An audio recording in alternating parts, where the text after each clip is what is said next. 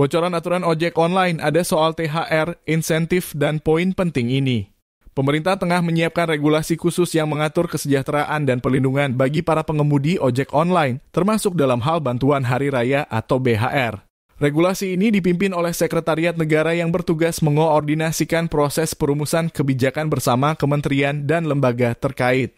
Fokus utama dari regulasi ini adalah memberikan perlindungan menyeluruh terhadap pengemudi ojek online, baik yang bergerak dalam layanan transportasi penumpang maupun pengiriman barang.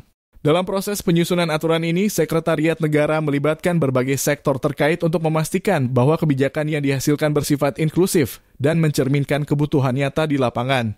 Salah satu pihak yang akan diajak berdiskusi adalah perusahaan aplikasi penyedia layanan ojek online, agar regulasi yang dibuat juga mempertimbangkan kepentingan dan tanggung jawab dari para aplikator. Meski begitu, hingga saat ini belum ada kejelasan mengenai bentuk hukum dari regulasi tersebut, apakah akan dituangkan dalam bentuk peraturan presiden atau peraturan pemerintah. Waktu peluncuran regulasi juga belum ditetapkan karena proses diskusi dan koordinasi masih berlangsung. Pemerintah masih menimbang secara hati-hati berbagai aspek teknis dan yuridis agar aturan yang dikeluarkan benar-benar efektif dalam memberikan perlindungan kepada para pengemudi. Salah satu isu yang selama ini menjadi sorotan publik adalah hubungan kerja antara pengemudi dan aplikator. Selama ini pengemudi dianggap sebagai mitra dari aplikator, bukan sebagai pekerja tetap. Hal ini menimbulkan ketidakpastian dalam aspek perlindungan kerja dan hak-hak lainnya. Namun dalam konteks penyusunan regulasi terbaru, pembahasan mengenai hubungan kerja ini belum menjadi prioritas teknis dan masih akan didiskusikan lebih lanjut di masa mendatang. Di sisi lain, pemerintah juga tengah mempertimbangkan pengemudi ojek online sebagai pelaku usaha mikro, kecil, dan menengah atau UMKM.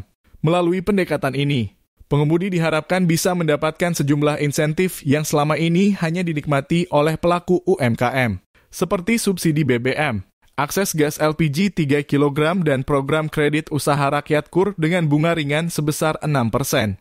Program KUR ini memungkinkan pengemudi untuk mengakses pinjaman mulai dari Rp1 juta hingga Rp00 tanpa agunan tambahan sehingga dapat dimanfaatkan untuk kebutuhan usaha ataupun perawatan kendaraan.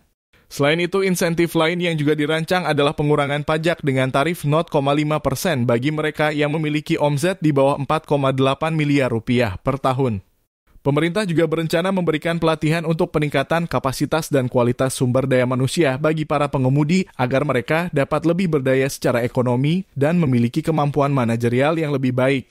Rancangan aturan ini akan dimasukkan dalam revisi regulasi UMKM yang direncanakan untuk didorong implementasinya pada tahun mendatang. Namun karena kementerian terkait baru dibentuk dalam susunan kabinet pemerintahan saat ini, proses konsolidasi internal masih berlangsung sehingga publik diminta untuk bersabar menunggu regulasi tersebut rampung. Pemerintah menekankan bahwa upaya ini dilakukan demi menciptakan keadilan sosial serta mendukung pengemudi ojek online sebagai bagian penting dari ekosistem ekonomi digital dan transportasi modern di Indonesia.